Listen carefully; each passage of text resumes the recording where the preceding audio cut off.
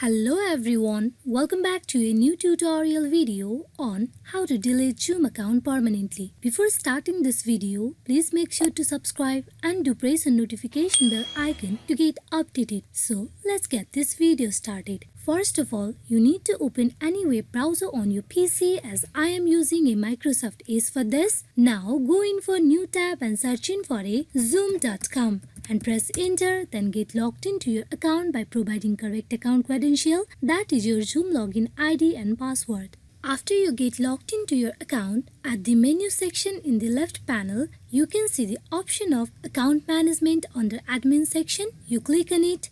Here inside account management, you can see the option of account profile. You click on it. Inside account profile, you scroll to the little down. Here you can see the option of terminate my account. Click on it. To delete your Zoom account, first of all, you need to provide your Zoom account password. So go for it. After you provide your password, you click on continue. Here you can see I have been directed to the very first page of Zoom. That is, my Zoom account has been deleted. Hope this video is fruitful for you all on how to delete Zoom account permanently. Thank you.